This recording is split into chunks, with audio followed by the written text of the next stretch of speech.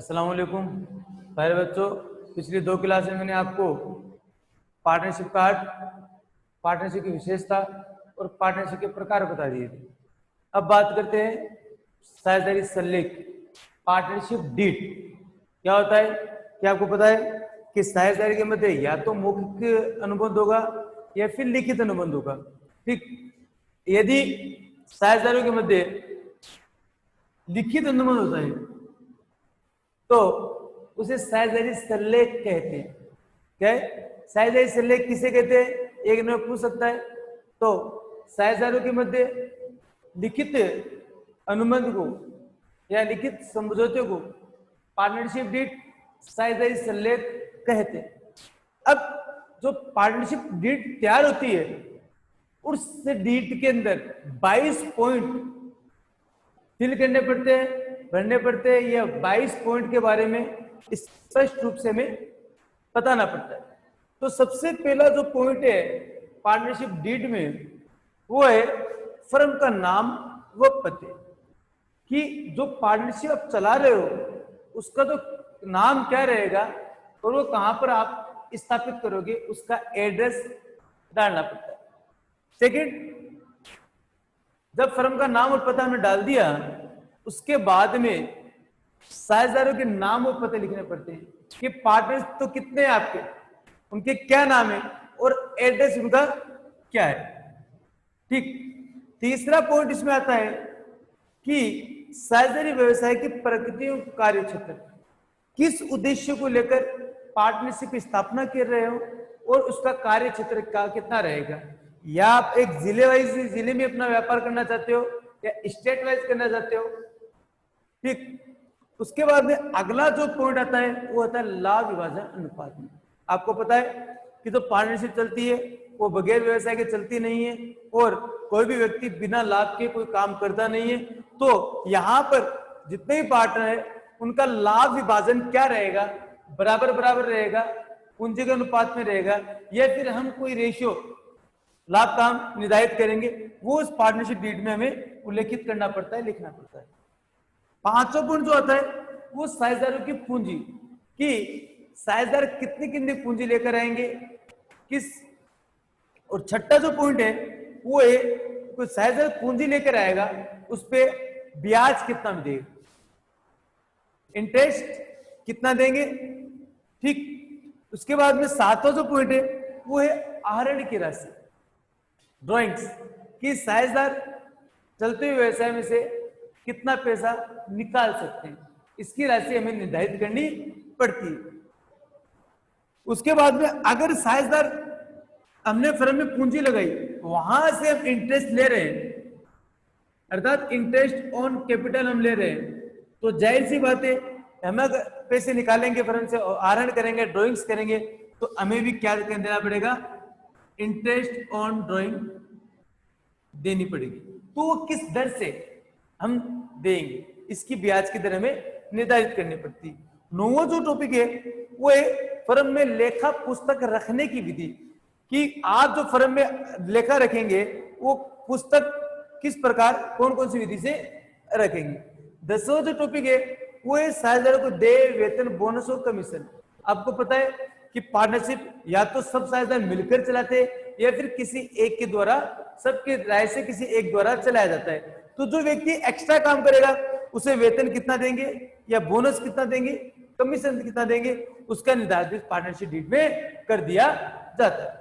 11 जो पॉइंट है वो है खातों का अकेक्षण, खातों की ऑडिट किस प्रकार करनी है। 12वां जो टॉपिक है अपने पास इस साझेदारी डीड में, पार्टनरशिप डीड के अंदर, साझेदारी सल्लेख के अंदर, वो है साझेदारों की अवधि।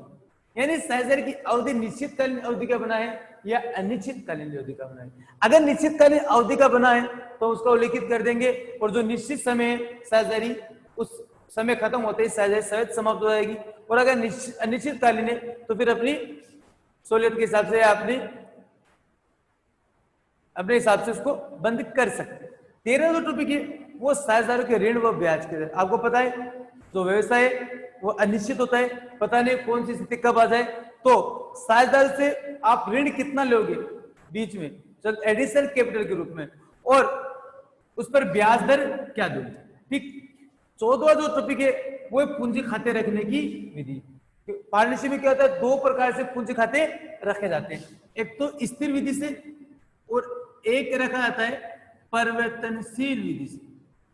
तो आपको कौन सी विधि से खाते रखने हैं ये उसके अंदर उल्लेख किया है।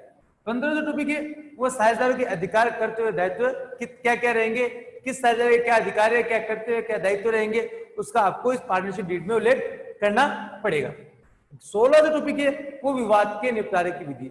आपको पता है पार्टनरशिप चल रही है, तो चलती हुई पार्टनरशिप में कुछ भी मतभेद हो जाए या पारस्परिक संबंध हमारे टूट जाए तो वहां पर साझेदारी में क्या होता है, विवाद खड़ा होता है, और विवाद से क्या होता है पार्टनरशिप हमें पता है खत्म करनी पड़ती है, तो उसकी क्या विधि रहेगी।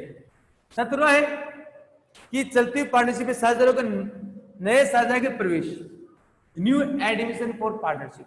क्या होता है कि साझेदार जब कोई नया साझेदार फर्म में प्रवेश करता है तो उस वक्त हमारे प्रावधान क्या रहेंगे, किस नियम के आधार पर हम नए साझेदार को पार्टनरशिप में लेंगे या अपना पार्टनर बनाएंगे। 18वां टॉपिक है नए साझेदार के प्रवेश पर, अवकाश ग्रहण करने पर, मृत्यु होने पर, या फिर लाभ विभाजन अनुपात में परिवर्तन करने पर। ठीक, नए साझेदार का प्रवेश कि नया साझेदार फर्म में प्रवेश कर रहा है, अवकाश ग्रहण पर चलती हुई पार्टनरशिप में से कोई साझेदार रिटायरमेंट लेना चाहता है, या फिर मृत्यु, किसी साझेदार की मृत्यु होने पर, या फिर चलती हुई पार्टनरशिप में हमने ये समझौता कर लिया कि यार अपने को तो लाभ विभाजन अनुपात में परिवर्तन करना है। तो इन चारों स्थितियों में क्या करना पड़ता है, ख्याति का मूल्यांकन व लेखा किस प्रकार करना है। ठीक, ये ख्याति का मूल्यांकन के बारे में आगे पढ़ लेंगे। 19वां जो है वो अवकाश ग्रहण, मृत्यु व हिसाब के निपटारे की विधि। जब यदि कोई साझेदार अवकाश ग्रहण कर लेता है या मृत्यु हो जाती है, तो आपको मैंने पहले भी बताया था कि या तो कोई नया साझेदार फर्म में प्रवेश करे या अवकाश ग्रहण करे या मृत्यु है, पार्टनरशिप पहले वाली पार्टनरशिप की पूरी अकाउंटिंग को बंद करना पड़ता है, उसके बाद में वापस पार्टनरशिप शुरू करनी पड़ती है। तो उसके हिसाब के निपटारे की विधियां किस प्रकार रहेगी वो 19 पॉइंट में उल्लेखित करना पड़ता है। आगे चलते हैं 20वें पॉइंट पे कि फर्म के समापन की विधि एवं परिस्थितियां। कि फर्म के समापन हम किस स्थिति में कर सकते हैं और करेंगे तो वहां पर परिस्थिति क्या रहेगी, किस कारण से करेंगे, इस बात के अंदर, इस पॉइंट के अंदर उल्लेखित करना पड़ेगा। आगे बात करते हैं 21वें में क्या है, फर्म के समापन पर हिसाब के निपटारे की विधि। जब हम फर्म का हिसाब करेंगे, निपटारा करेंगे, तो किस विधि के अकॉर्डिंग हमें करना पड़ेगा। 22 एंड लास्ट पॉइंट साझेदारी सल्ले का कि साझेदारी के दिवालिया होने पर, दिवालिया आपको पता है कि दिवालिया किसे कहते हैं, कि दिवालिया वह व्यक्ति जिसके पास या जिसकी संपूर्ण संपत्ति बेचकर भी उसके ऋणों का भुगतान नहीं किया जाता है वो दिवालिया होता है। इसकी सारी संपत्ति दिवालिया व्यक्ति की सरकार अधिग्रहण में कर लेती है। तो अगर कोई पार्टनर हमारे पास दिवालिया हो गया तो उसका जो लॉस हो रहा है वो हमें गांडे मरे नियम से करना है या नहीं करना है। ये गांडे मरे नियम हम फर्म के समापन में पढ़ लेंगे। ये इंग्लैंड के 3 पार्टनर थे, एक विलिंगसन था, एक गांडे था, एक मरे था। ठीक, तो इन तीनों के ऊपर इसको बनाया गया है, इस नियम को। तो इस जब फर्म का कोई साझेदार दिवालिया हो जाएगा तो इस नियम का प्रयोग करना है या नहीं करना है, ये इस के अंदर में 22वें पॉइंट में हमें शो करना पड़ता है। ठीक, कल हम पढ़ेंगे बेटा सही साझेदारी सल्लेख का भाव। अगर बाय तो हमने लिखित समझौता नहीं किया है, साझेदारी सल्लेख नहीं बनाई है, उस स्थिति में हम फर्म का समापन या फर्म के क्या क्या पॉइंट हम यूज कर सकते हैं वो हम कल की वीडियो में पढ़ेंगे। Thank you very much.